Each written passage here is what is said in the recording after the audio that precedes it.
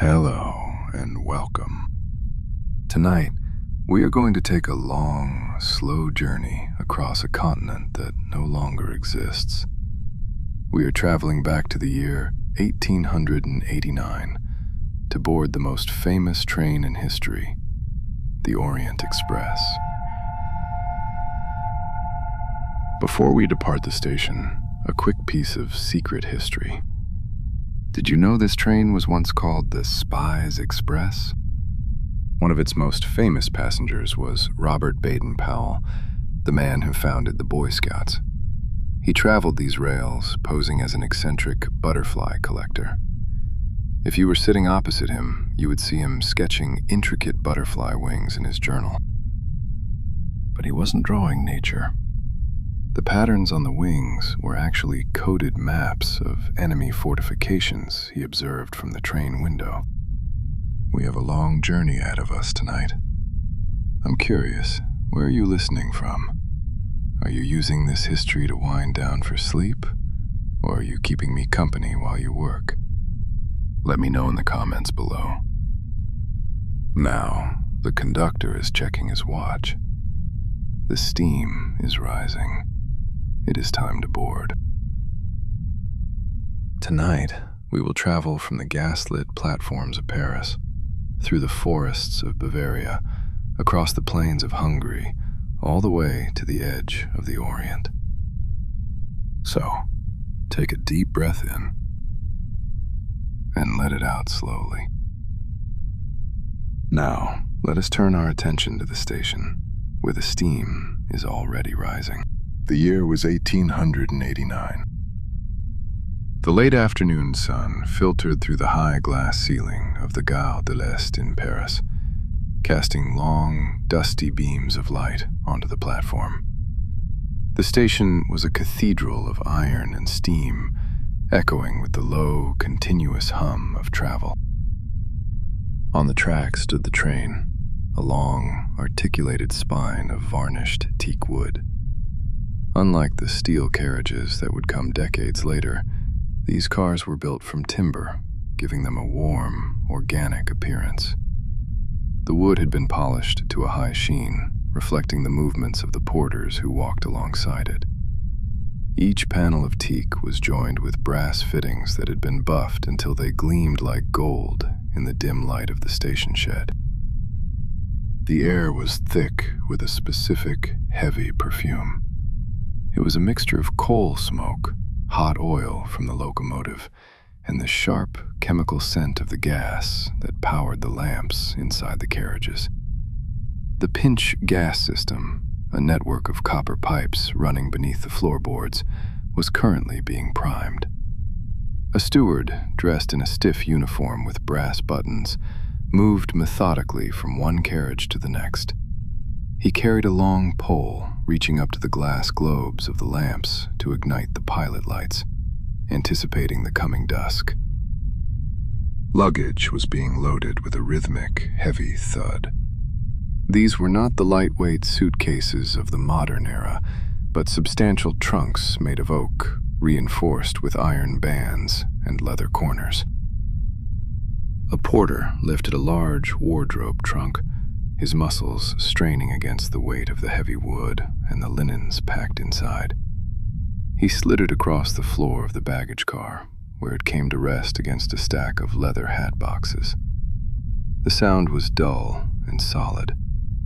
He then picked up a smaller valise, checking the tag, which was tied with a piece of rough twine. The tag bore the handwritten destination in cursive ink: Constantinople via Vienna. At the front of the train, the locomotive waited. It was a French Est series engine, a massive construct of black iron and steel. The fireman was currently tending to the firebox. He shoveled coal with a steady, scraping rhythm, metal against stone, then the roar of the fire as the door was swung open. The heat radiating from the engine distorted the air around it. Steam hissed from the release valves, a white plume that drifted lazily upwards to mix with the soot on the station roof. The connecting rods of the wheels were slick with oil, ready to translate the pressure of the steam into rotational force. Passengers began to board, their footsteps sounding hollow on the wooden steps of the carriages. There was the rustle of heavy fabric, wool coats and silk dresses brushing against the narrow corridors of the sleeping cars. The windows were made of thick plate glass, and as the doors were slid shut, the noise of the station was dampened, replaced by the hushed, insulated atmosphere of the cabin. The conductor stood on the platform, checking his pocket watch. It was a silver timepiece attached to a chain, and he watched the second hand sweep around the dial. At the precise moment of departure, he raised his whistle. The sound was sharp and piercing, cutting through the low rumble of the station. The engine gave a loud, expelling sigh of steam. The large driving wheels slipped for a fraction of a second on the iron rail before finding traction. With a deep, shuddering groan, the coupling chains between the teak carriages pulled taut. Slowly, almost imperceptibly at first, the train began to move. The platform slid away, inch by inch. The iron pillars of the station passed by the window, first one by one, then gathering speed. The train emerged from the shadow of the station roof into the pale gray light of the Parisian suburbs, the wheels establishing a slow, rhythmic cadence. Clack, clack, clack, clack, clack, clack. The train had now left the suburbs of Paris far behind. Outside the window, the French countryside was dissolving into the blue-gray palette of early evening. The distinct shapes of farmhouses and poplars were losing their edges, becoming silhouettes against a darkening sky. Inside the train, however, the atmosphere was shifting from the mechanics of departure to the ritual of the evening meal. A steward moved down the corridor of the sleeping car, ringing a small silver chime. The sound was polite but clear, cutting through the rhythmic clatter of the wheels on the track. It was the first call for dinner. Passengers emerged from their compartments, steadying themselves against the sway of the train as they walked towards the dining car. This carriage was distinct from the sleeping quarters. Instead of teak, the walls here were paneled in mahogany, a darker, redder wood that absorbed the light of the gas chandeliers overhead. The tables were set with a geometric precision that defied the motion of the journey. The tablecloths were of heavy, starched white linen, ironed so flat that they appeared seamless. On each table, the silverware was arranged in strict order: heavy forks for the fish, rounded spoons for the soup, and sharp knives for the roast. The cutlery was silver-plated, stamped with the insignia of the Compagnie Internationale des Wagons-Lits. As the train took a curve in the track, the crystal stemware in the tables would tremble, the water in the glasses would tilt, shifting its angle, but the heavy bases kept them anchored to the cloth. It was a constant, delicate balancing act. The waiters, dressed in formal tails, moved with a unique gait known as sea legs. They anticipated the lurch of the carriage, shifting their weight from one foot to the other to keep their trays perfectly level. They did not speak, other than to murmur the name of the dish being served. The menu for the evening was written in French on a thick card with gilt edges. It began with huîtres d'Ostende, oysters kept on ice since the coast. This was followed by a potage, a clear soup served from a silver tureen. The steam from the soup rose straight up, then drifted slightly aft as the train accelerated on a straight section of track. Next came the fish course, turbot, served with a rich green sauce. The passengers ate slowly, their movements synchronized with the rhythm of the engine pulling them east. The main course was a pièce de bœuf, roast beef carved tableside. The knife sliced through the meat in silence. The only sounds in the car were the clinking of silver against china and the low, reassuring rumble of the bogies beneath the floorboards. Outside, the world had gone completely black. The windows of the dining car, no longer showing the landscape, had become mirrors. They reflected the scene inside, the white tablecloths, the glowing gas lamps, and the passengers suspended in this capsule of light, rushing through the invisible dark.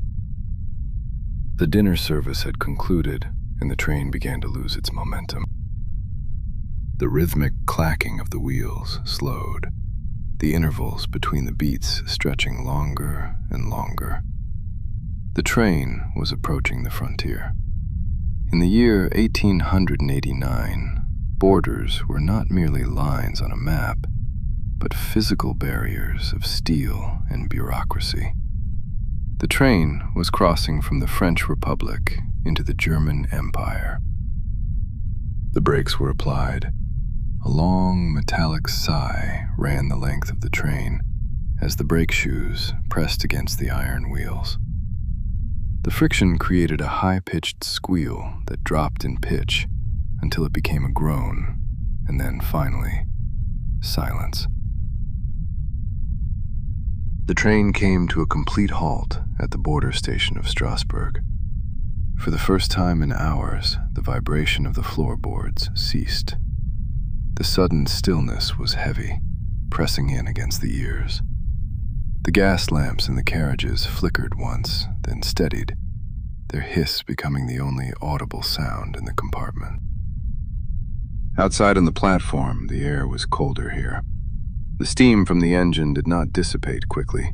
It hung low over the tracks, swirling around the boots of the station guards. There was the sound of heavy doors sliding open. Voices could be heard, muted by the thick glass of the windows. They spoke in German now, the syllables clipped and precise. Passkontrolle. The customs officials moved along the side of the train, their lanterns swinging in arcs of yellow light that cut through the steam. At the front of the train, the most significant change of the night was taking place. The French Est locomotive, which had pulled the carriages faithfully from Paris, was being uncoupled. A team of engineers descended onto the tracks. There was the heavy clank of iron chains being loosened. The vacuum brake hoses were disconnected with a sharp hiss of escaping air. The French engine, now detached, gave a short, mournful whistle and puffed away into the darkness of the rail yard, its job complete. For 20 minutes, the train sat headless. It was a dead weight of teak and velvet, waiting in the dark. This period of waiting was profound. Without the engine, the train felt dormant, a sleeping beast. Then, a new sound emerged from the opposite end of the yard. It was the deep, rhythmic chuffing of a different machine. A Royal Bavarian State Railways locomotive was backing down the line. It was a darker machine, painted in the deep green livery of Bavaria, with large, red-spoked driving wheels. It approached the train with extreme caution.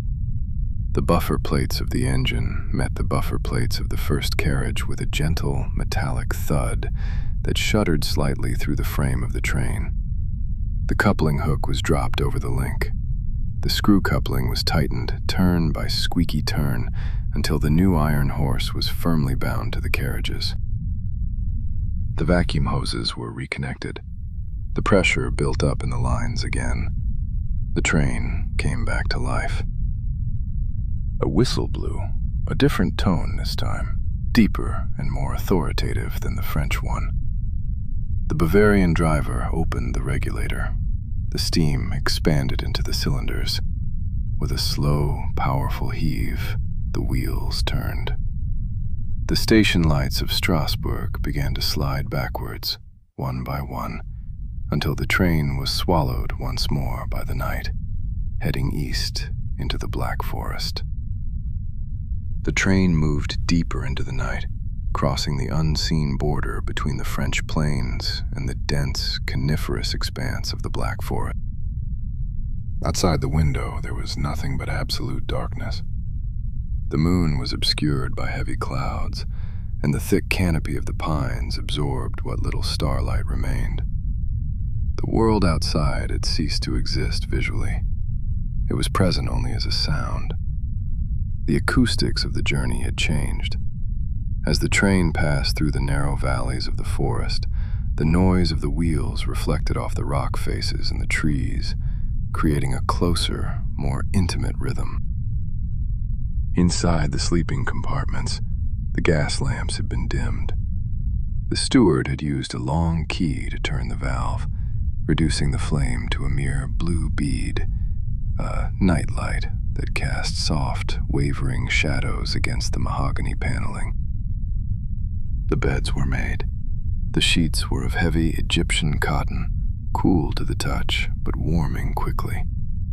The blankets with thick wool, woven in the mills of Belgium, emblazoned with the interlaced letters WL, Wagenslied.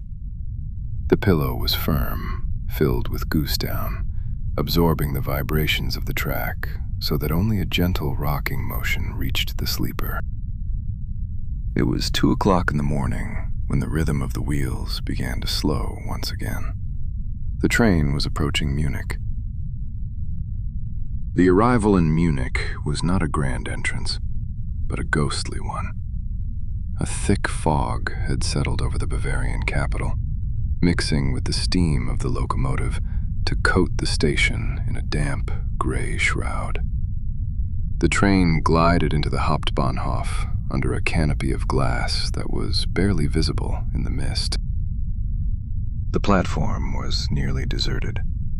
A few station guards, wrapped in heavy greatcoats against the damp chill, stood under the yellow circles of the gas lights. Their breath plumed in the cold air. There were no passengers boarding at this hour. This was a technical stop. The silence of the station was broken only by the sound of metal scraping on stone. It was the sound of the bouillotte service.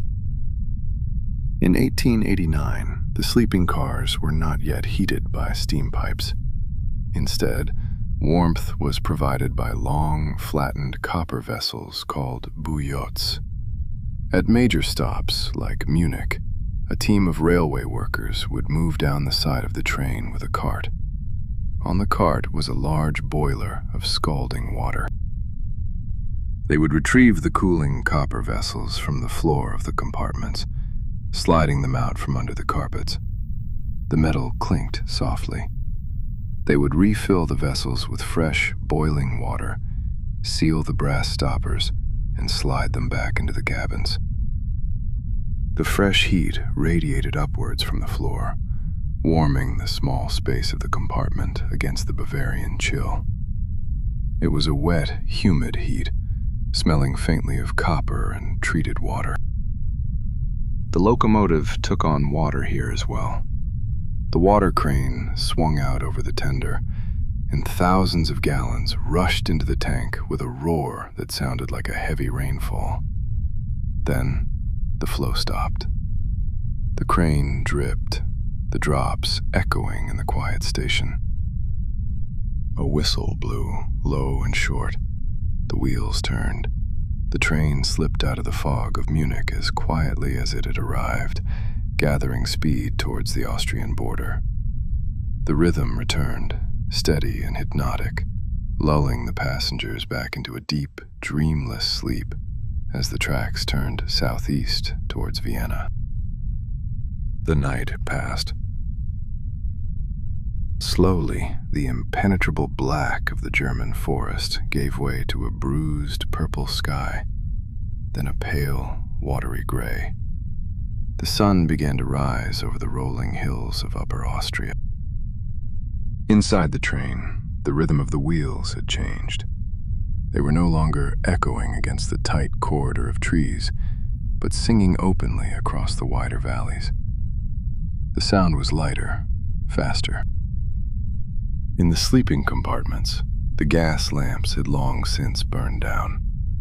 The morning light filtered through the heavy velvet curtains, catching the dust motes dancing in the air. The train was waking up. The steward moved through the corridor with a different purpose now. He was collecting the shoes that passengers had left outside their doors the night before. During the dark hours, while the travelers slept, he had cleaned and polished every pair, removing the soot of the Paris platform and the dust of the Munich station. He placed them silently back by the doors, gleaming in the dawn light. At 7 o'clock, the train began its descent towards the Danube Valley. The brakes were applied gently, checking the speed on the long, curving gradients.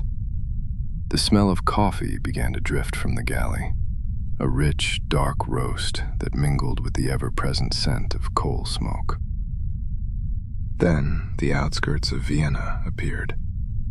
Unlike the industrial sprawl of later centuries, the approach to Vienna in 1889 was a transition from woodland to garden and then to grand architecture. The train slowed as it navigated the complex junction of rails leading to the Westbahnhof. The station itself was a monument to the Austro-Hungarian Empire. As the train pulled in, the sheer scale of the terminus became apparent. The roof was a vast arch of iron and glass, so high that sparrows nested in the girders, their chirping lost in the hiss of the steam. The train came to a halt with a final, settling creak of the timber frames. This was a major stop. The locomotive that had pulled the train through the night, the weary Bavarian engine, was uncoupled.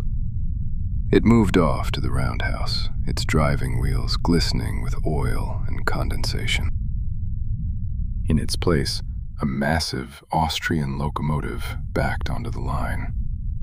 It was a Gokelsdorf compound engine, a complex piece of machinery designed for speed on the flat Hungarian plains that lay ahead. Its boiler was higher, its funnel shorter and wider. The resupply operation began immediately. A chute was lowered from a coal tower, and a ton of black, shiny anthracite poured into the tender with a deafening roar that vibrated through the platform. Water hoses were connected. The tank was filled until it overflowed, spilling cool, clear water onto the tracks, where it turned to steam against the hot metal of the wheels. The station master, wearing the double-headed eagle insignia of the Empire on his cap, walked the length of the train, tapping each wheel with a long hammer to check for cracks. The sound rang out. Ting, ting, ting. A metallic confirmation that the train was ready, for the morning in Vienna had passed, and the train was now moving deeper into the east. Leaving the Austrian capital, the landscape underwent a profound transformation. The hills and forests that had defined the journey so far began to flatten out, as if pressed by a giant hand. The train was entering the great Hungarian plain, the Alfold. This was a land of infinite horizons. For hours, the view from the window remained almost static, a vast ocean of green and gold stretching uninterrupted to the edge of the sky. The tracks here were laid in long, perfectly straight lines that seemed to have no beginning and no end. The rhythm of the wheels changed to match the geography.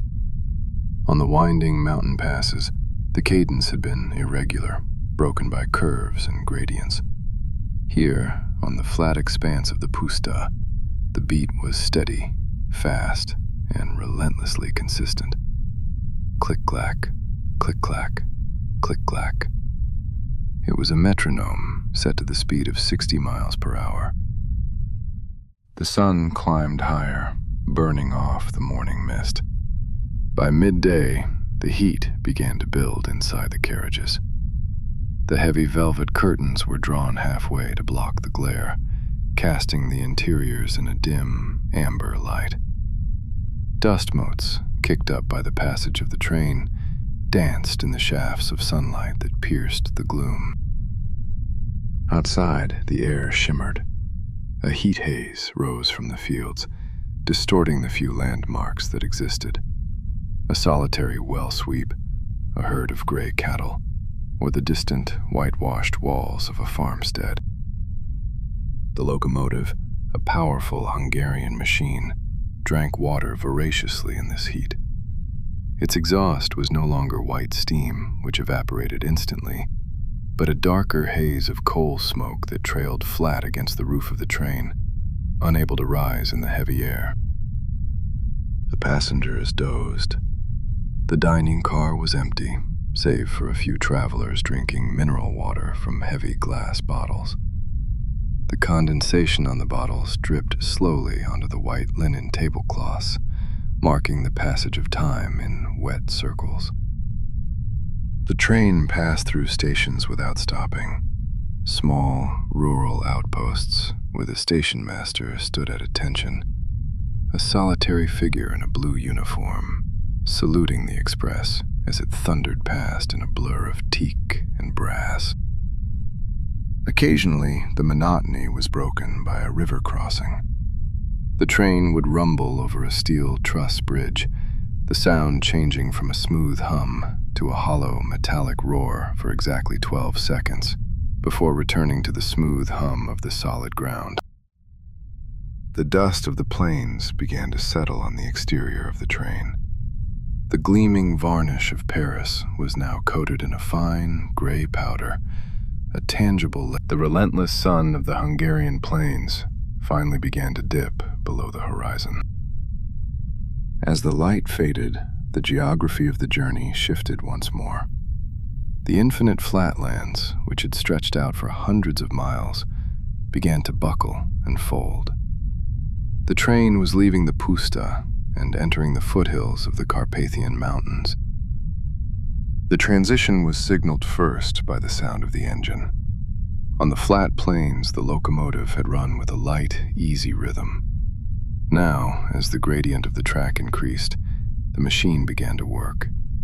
The fast click-clack was replaced by a deep, rhythmic heaving. Chuff, chuff, chuff, chuff. Each exhaust beat was distinct, a heavy pulse of steam fighting against gravity.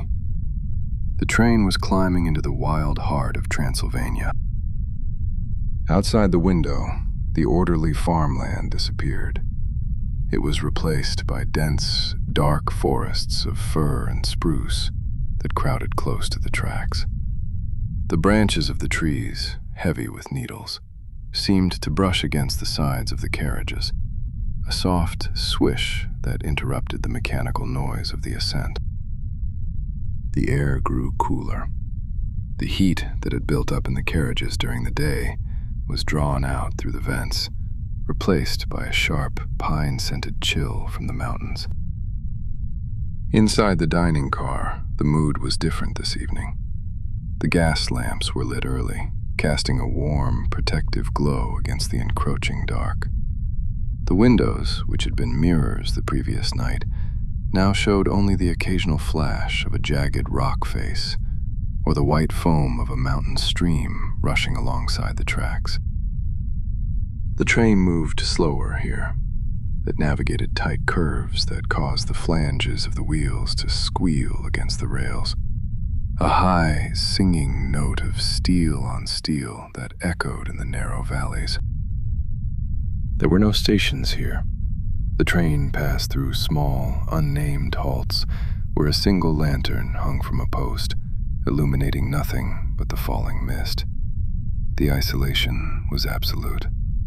In Paris, the train had been a center of attention. Here, it was a tiny, solitary worm of light crawling through a vast, indifferent wilderness.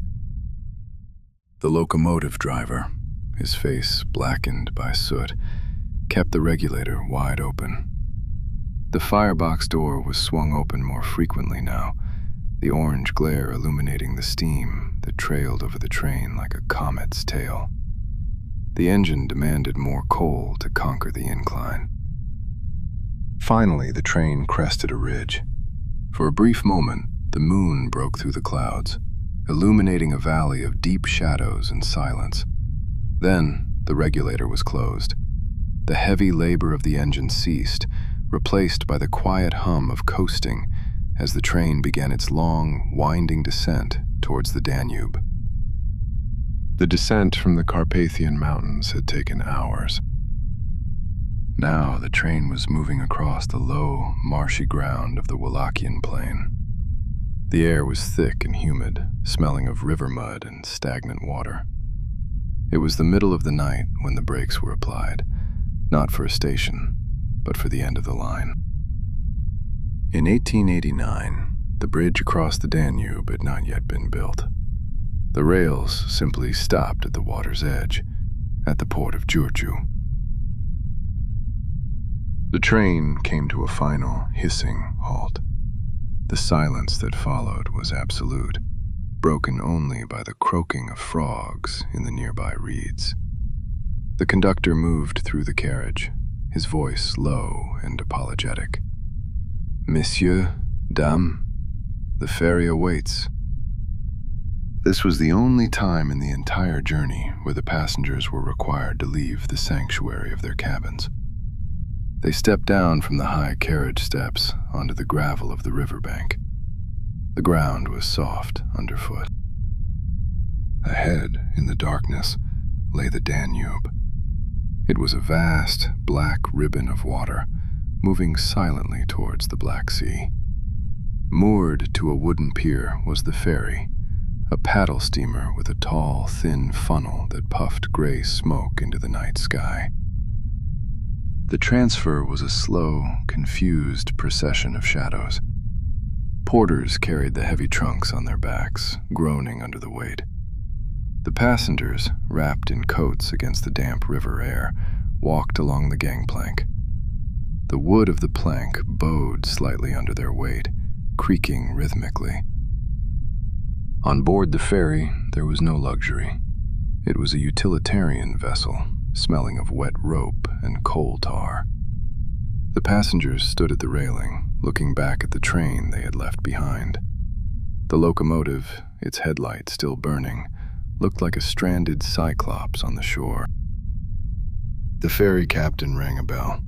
The paddle wheels began to turn. They slapped the water with a chaotic, splashing sound. Chug splash, churning the dark river into white foam. The crossing took 20 minutes.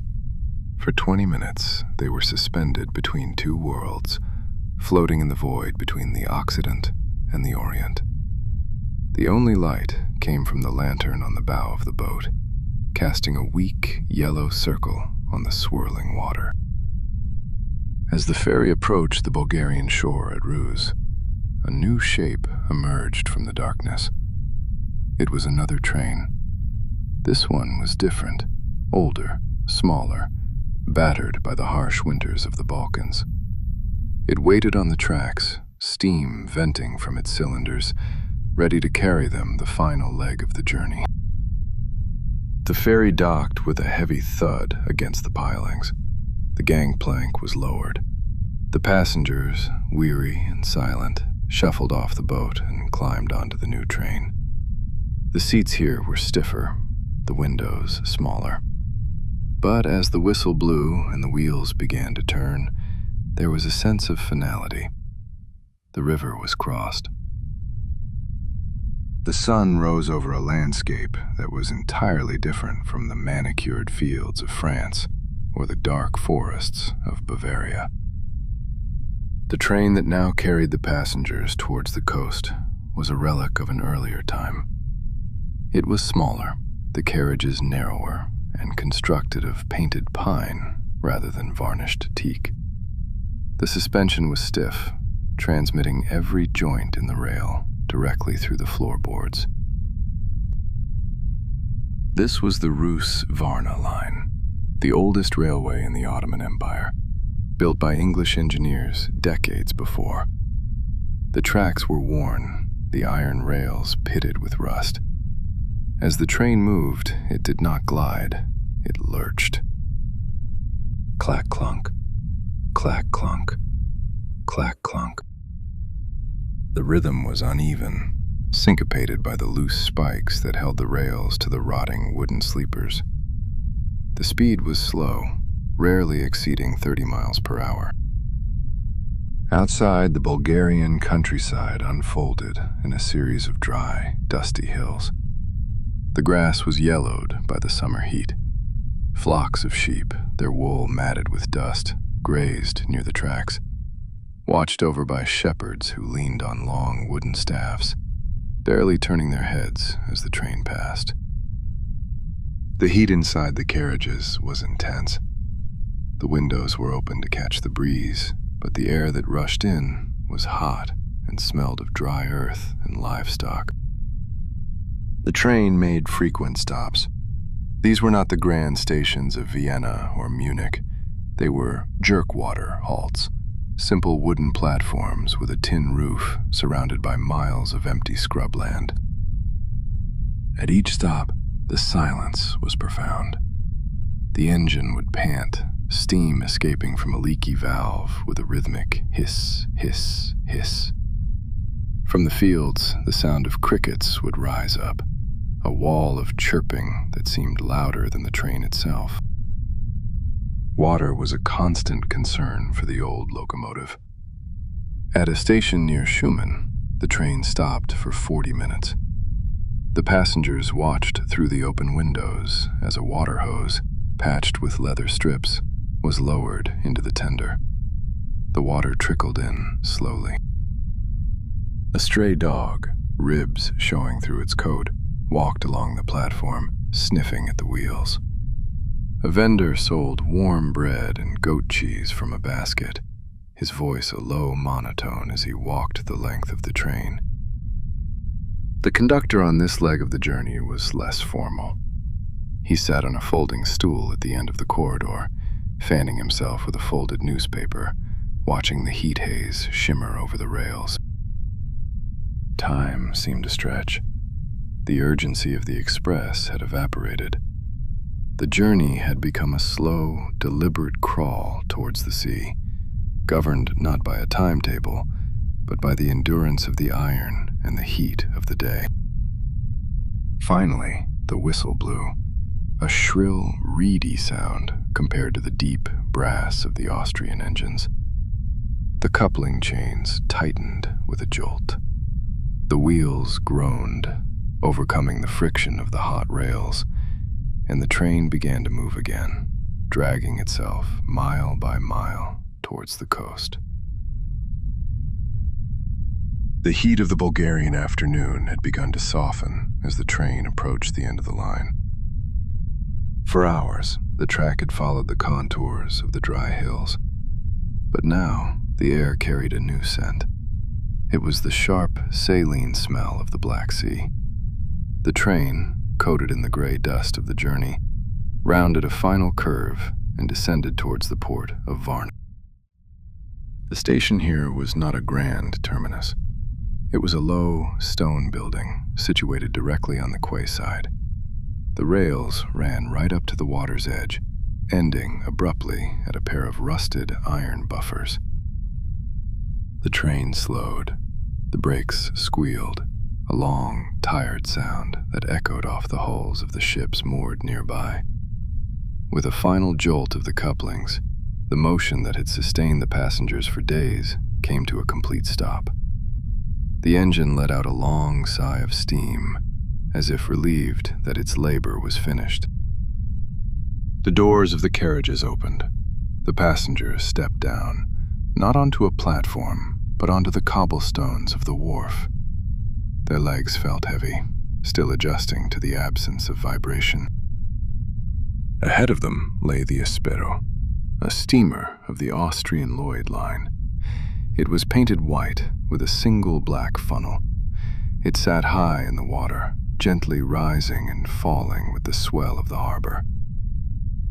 The transfer of luggage began. It was a human chain of porters, moving the heavy trunks from the baggage car to the hold of the ship. The sounds were different here. There was the cry of seagulls circling overhead, the lap of water against the stone quay, and the creak of the ship's gangway. The sun was setting over the hills behind the town, casting long shadows across the deck of the steamer. The passengers leaned against the railing, watching the train. It looked small and lifeless now, a wooden snake resting on the edge of the continent. The ship's whistle blew, a deep, resonant bass note that vibrated through the deck plates. The mooring ropes were cast off, splashing into the water. The gap between the ship and the quay widened. The cobblestones, the rails, and the train slowly receded, shrinking until they were just silhouettes against the darkening land. The journey by rail was over. The voyage by sea had begun. The Aspero moved through the Black Sea with a motion entirely different from the train. Where the railway had been a series of sharp, mechanical vibrations, steel against iron, wheel against track, the steamship was a study in fluid dynamics.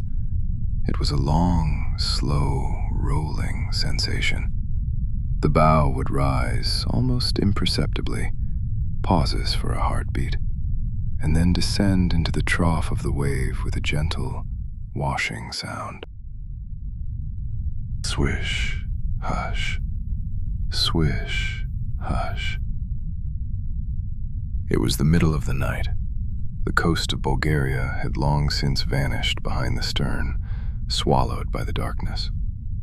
There was no land visible in any direction. There were no lights, save for the navigation lamps of the ship itself, a starboard green and a port red, casting lonely, colored reflections on the churning water below. On the upper deck, the air was cool and salt-laden.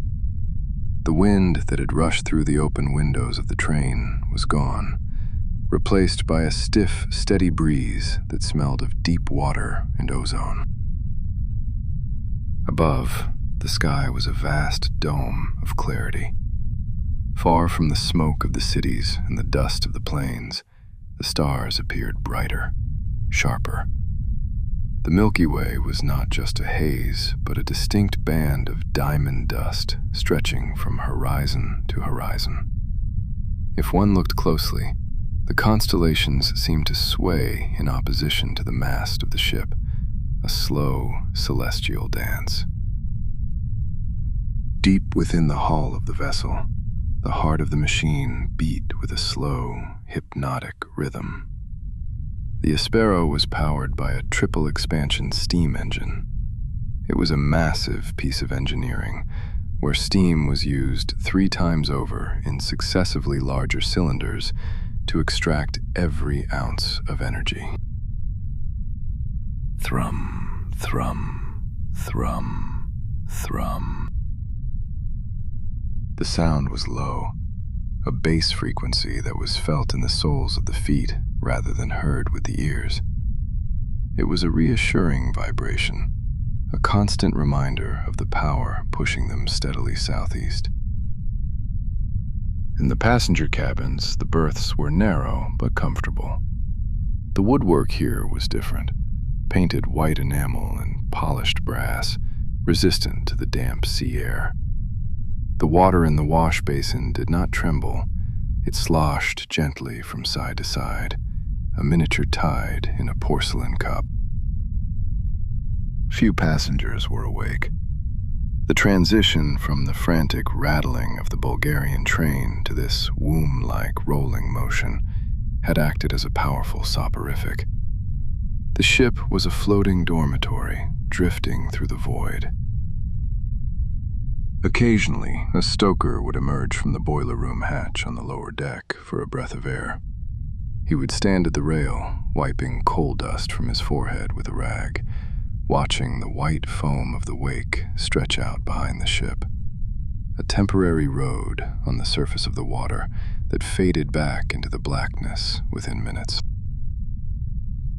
There was no sense of speed here. On the train, telephone poles and trees whipped by, giving a visual measure of progress. Here, in the open sea, the ship seemed suspended in a center of its own making, moving and yet motionless, held between the dark water and the dark sky. The night watch had ended. Slowly, imperceptibly, the velvet black of the sky began to dilute. It turned to a deep indigo, then to a pale, washed-out gray. The stars, which had been so sharp and plentiful hours before, began to retreat one by one, extinguishing themselves against the coming light. The Aspero was still moving, but the rhythm of the engine seemed to have changed. It was softer now, less of a driving force and more of a gentle hum. The ship was no longer alone in the void.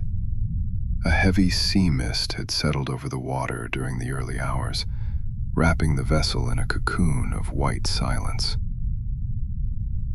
On the promenade deck, the day began not with a fanfare, but with the sound of water on wood. The deck crew was out, barefoot and silent. They were scrubbing the teak planks with seawater. Swish, scrub, swish, scrub. The bristles of the brooms moved in long, rhythmic arcs, washing away the salt spray of the night. The water sloshed across the deck and drained through the scuppers, returning to the sea. It was a clean, domestic sound. A steward emerged from the galley, carrying a silver tray. The smell that followed him was rich and unmistakable. Dark, roasted coffee. It was not the French coffee of the departure, nor the Viennese blend of the midpoint.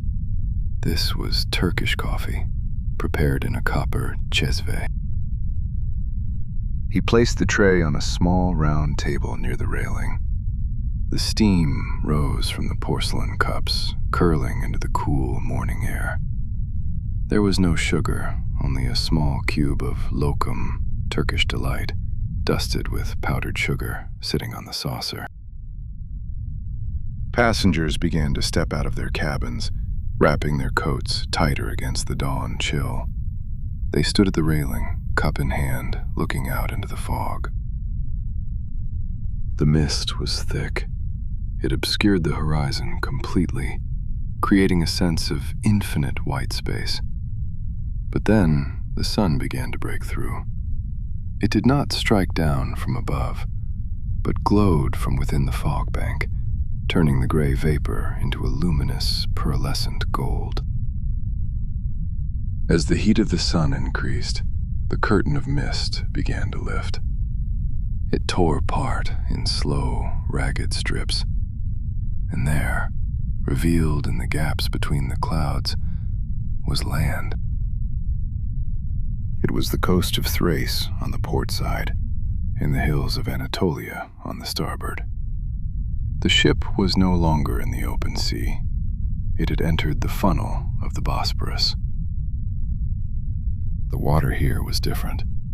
It was darker, colder, and moving with a powerful current that flowed from the Black Sea down towards the Mediterranean. The Aspero navigated the current with care. Small fishing boats appeared out of the lifting fog. They were wooden skiffs bobbing in the wake of the steamer. Fishermen in thick wool sweaters pulled at nets that glistened with silver scales. They did not wave. They simply watched the great white ship glide past, a silent ghost from the north. The engine telegraph rang, a sharp ding-ding that echoed from the bridge. The order was slow ahead. The heartbeat of the ship slowed even further. They were entering the straits. The journey was not yet over, but the destination was close enough to be felt in the changing air. The Aspero rounded Seraglio Point, and there, rising from the morning mist like a mirage, was Constantinople. It was a city of silhouettes. The great dome of the Hagia Sophia and the 6 slender minarets of the blue mosque pierced the skyline, gray against the pale gold of the sky. The city did not look real. It looked like an ink painting that had been washed with water, the edges soft and indistinct. The ship moved into the Golden Horn, the curved inlet that divides the city. The water here was calm, shielded from the currents of the Bosporus. It was the color of old jade, opaque and still. The sounds of the voyage began to fade. The wind died down. The hiss of the wake disappeared as the ship lost its momentum. In their place came the sounds of arrival. Small kayaks, narrow wooden boats rowed by men in white shirts, drifted alongside the steamer. They moved silently, their oars dipping into the water with a soft plip-plop, plip-plop. From the shore, the distant sound of a muezzin's call to prayer drifted across the water. It was a long, melismatic note that seemed to hang in the air, vibrating against the hull of the ship. The Espero approached the Galata quay. This was the final maneuver. On the bridge, the captain gave the order to reverse the engines. Clang, clang. Deep below, the pistons slowed, stopped, and then pushed in the opposite direction. The water at the stern churned white, acting as a brake. The ship shuddered gently, a heavy, settling sensation, as if the vessel itself was exhaling a long breath. The thick hemp mooring lines were thrown to the dockhands on the quay. They were caught, pulled taut, and wrapped around the iron bollards. The ship groaned against the fenders, then held fast. And then the final order was given. Finished with engines. For the first time in days, since the platform in Paris, through the forests of Germany, across the plains of Hungary, and over the waves of the Black Sea, the vibration ceased. The heartbeat of the machine stopped. The thrumming that had been the constant companion of the traveler faded into silence. The lights in the cabins flickered and dimmed as the dynamo wound down. The journey was complete. There was no more forward motion, no more borders to cross, no more schedules to keep. The rails had ended, and the sea had been crossed. The traveler was safe, stationary, and at rest. Outside, the city of Constantinople began its day. But inside the cabin, there was only stillness. The gentle rocking of the harbor was not a motion of travel, but a cradle, rocking slowly, back and forth, until the eyes grew heavy, and the mind drifted away into the final, dreamless sleep.